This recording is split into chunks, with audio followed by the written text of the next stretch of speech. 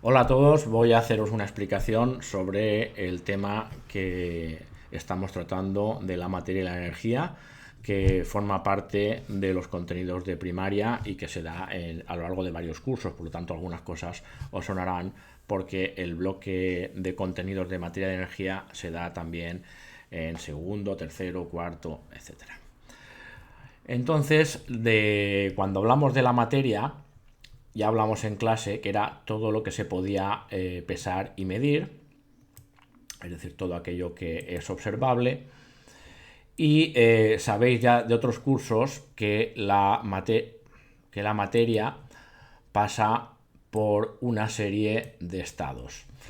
Es decir, tenemos que cuando a la materia se le aplica calor, si es un sólido, llega un momento en el que pasa a líquido.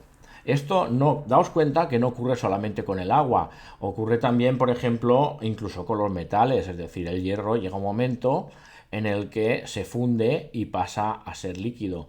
Lo que ocurre es que dependiendo del material va a haber una temperatura de fusión u otra. Es decir, hay muchos elementos de los que están en la tabla periódica que se funden.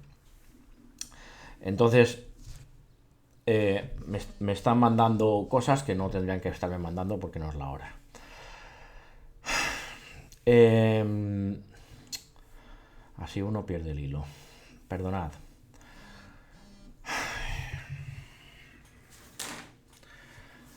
El... Disculpadme.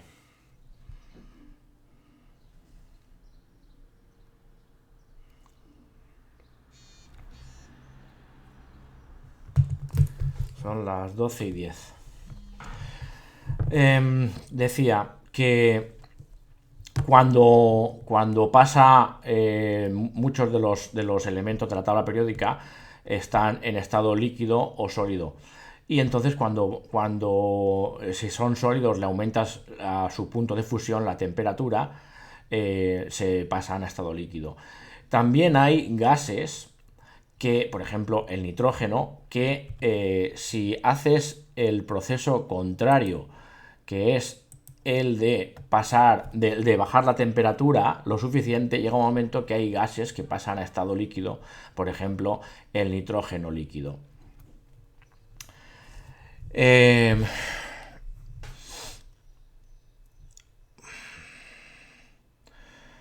Me siguen entrando cosas y yo ya he explicado que no es la hora, que es por una razón, poner horas.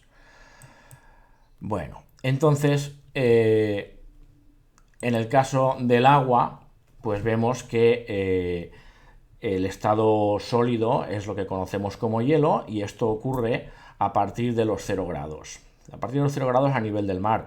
Y el punto de fusión en el cual el agua pasa a vapor es a partir de los 100 grados, pero ojo, los 100 grados en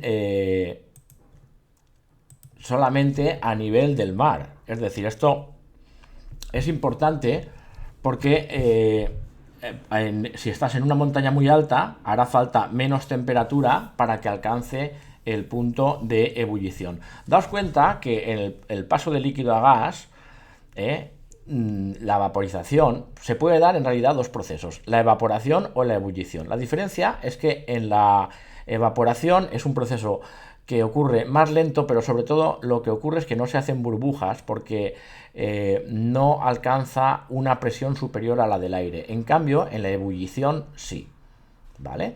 Es decir, que lo que ocurre en el agua del mar cuando cambia a estado de vapor es evaporación, y lo que ocurre cuando calentamos una olla, el agua en una olla, perdón, es ebullición, ¿de acuerdo? Esto una cosa que enriquece más, ya que estamos en quinto, respecto a lo que habéis dado en otros cursos. Entonces, estamos diciendo que según sea el paso de un estado a otro, habrá una pérdida o una ganancia de calor. Entonces, esto se representa así de esta manera, es decir, las moléculas, la razón es porque las moléculas de un cuerpo sólido están más juntas y permanecen inmóviles. En un líquido, a medida que le aumentas la temperatura, como le estás dando energía a esas moléculas, esas moléculas con esa energía calorífica empiezan a moverse. Por eso pasan al estado líquido. Interesante, ¿verdad? Y cuando le aplicas aún más energía, pasan a estado gaseoso, es decir, las moléculas aún empiezan a moverse más, puesto que la energía que le transmites en forma de calor las vuelve más móviles, y eso hace que pasen al estado gaseoso. ¿De acuerdo? Es una cosa interesantísima que nos revela el por qué con el incremento de temperatura pasan de un estado a otro, y es porque las moléculas se vuelven más dinámicas, ¿de acuerdo? Bien, seguimos avanzando y aquí tenemos otra imagen que lo explicaría, ¿de acuerdo? Un poco recreándonos más en lo que acabamos de decir, y es que con el calentamiento las moléculas se distancian más unas de otras y con el enfriamiento se agrupan y se quedan estáticas. Entonces, en el cero absoluto sería la temperatura a la cual las moléculas se quedan completamente paralizadas, incluso los átomos. Es una temperatura que nunca se ha logrado alcanzar, ¿de acuerdo? Porque es una temperatura que implica el cese por completo de cualquier energía en la materia. Seguimos avanzando.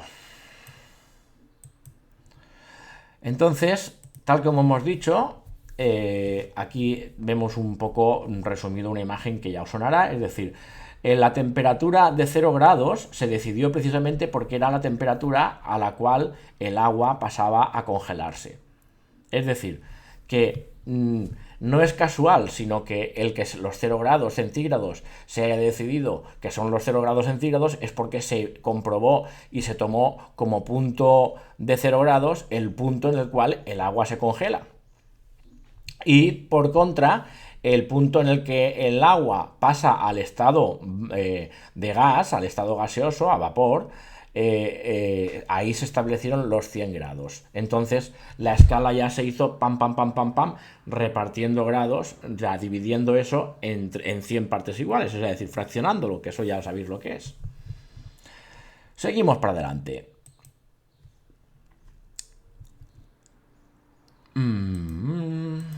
Vamos a ver. Disculpadme porque este modo de hacer vídeos requiere ir poniendo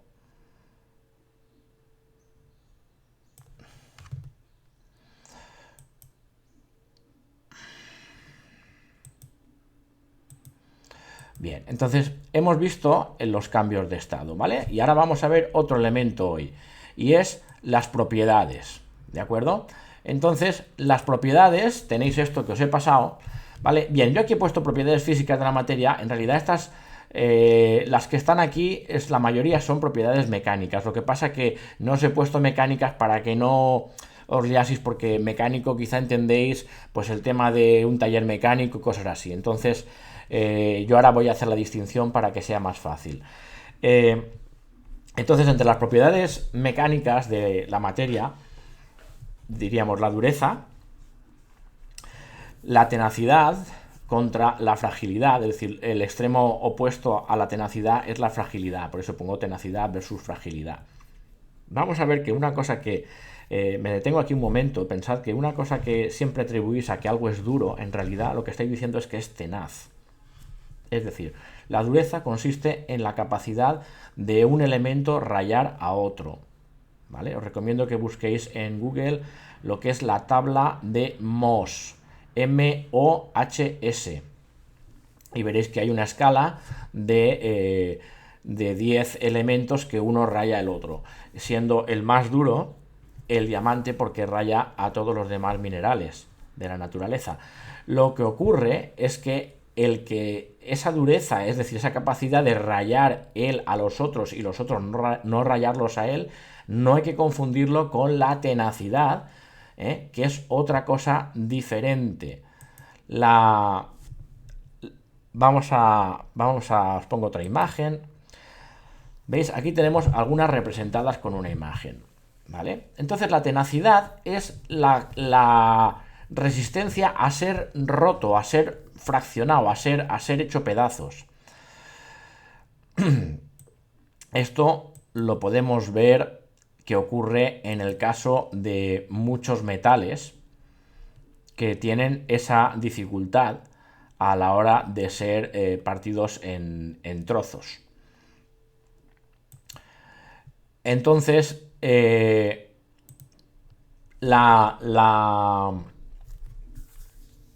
aquí lo veis, no sé si lo he puesto hace un momento porque tengo que hacer cambio de pantalla. Por ejemplo, la ductilidad, el que un material sea dúctil, se refiere a su capacidad de ser dispuesto en hilos, en cables, en filamentos. La maleabilidad, es decir, el que sea más maleable o menos, se refiere a la capacidad que tiene para ser convertido en láminas. Imaginad pues la chapa de metal, pues por ejemplo con la que hacen las trompetas, etcétera. El latón es maleable, se pueden hacer es decir, convertirlo en láminas relativamente finas.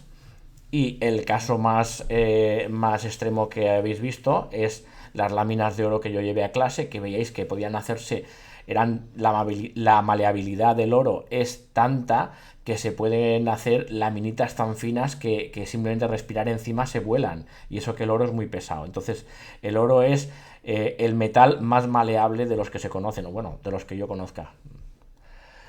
Igual hay alguna aleación por ahí que yo desconozco. La plasticidad es la propiedad por la cual un cuerpo se le puede cambiar la forma, pero la conserva una vez se la ha hecho. Imaginad la plastilina la movéis y luego se queda así. En cambio, la elasticidad es la capacidad de ser deformado, pero luego volver otra vez a recuperar la forma original.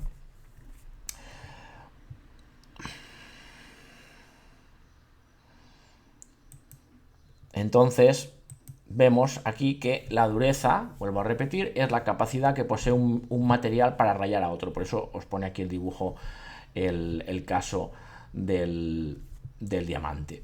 La maleabilidad, la capacidad de un material de extenderse en láminas o planchas muy finas.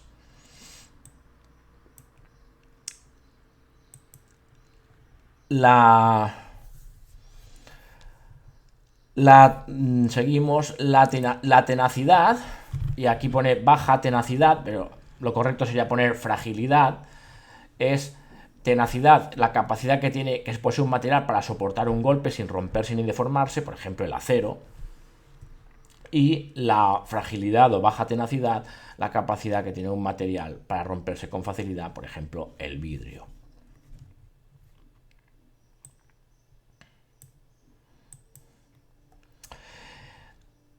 Y termino esta explicación por hoy para seguir en otro momento hablando de la materia y la energía, con lo que os decía hace unos minutos, que las propiedades pueden ser físicas, pueden ser mecánicas, pueden ser químicas, y también las que son tecnológicas, es decir, las que tienen uso en la tecnología, las que se pueden aprovechar para fabricar productos e instrumentos, etcétera.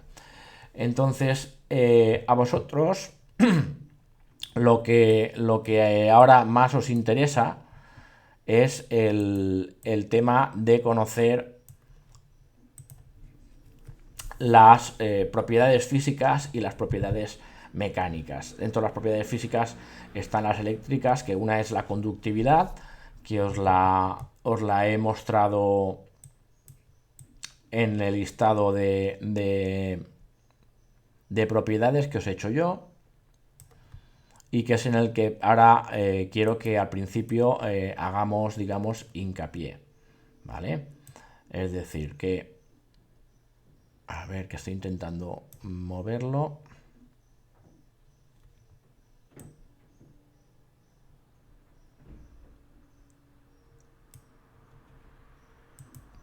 Ahí lo tenéis, es decir, que dureza ya sabéis cuál es, la capacidad de rayar y no ser rayado. Cuanto más rayas y menos rayador eres, más duro eres. La tenacidad, ya lo habéis escuchado también. La elasticidad también, la plasticidad también. La ductilidad es hacer la capacidad de ser convertido un material en cables. La maleabilidad en láminas lo más finas posibles. La densidad la estuvimos viendo la semana anterior. La conductividad es lo bien que transmite el calor, o también depende porque hay conductividad eléctrica o la electricidad. ¿De acuerdo? Por ejemplo, los metales suelen transmitir bien el calor, aunque no todos por igual. ¿Vale? El caso del hierro transmite bastante bien el calor. Por eso, si tienes una olla al fuego, pues vas y coges el asa y te puedes quemar. En cambio, si lleva el mango de plástico, como el plástico transmite peor el calor, es peor conductor del calor, entonces no te quemas. La viscosidad se refiere a que hay algunos materiales que están en un estado a mitad entre líquido y sólido. Por ejemplo, hay aceites que tienen mayor viscosidad que otros. Es decir, viscosidad es la capacidad de que tienen de frotar o de fluir. Por ejemplo, si tú tienes una vela de cera y la empiezas a derretir, empieza a fluir, ¿de acuerdo? Y su viscosidad va aumentando conforme se enfría. Llega un momento que se detiene porque ya su viscosidad ya alcanza un punto en el cual se vuelve sólida. Otro ejemplo de material viscoso sería, por ejemplo, el alquitrán.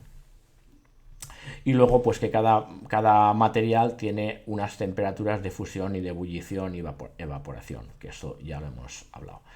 Bueno, pues hasta aquí han sido 17 minutos y nada, seguimos en contacto.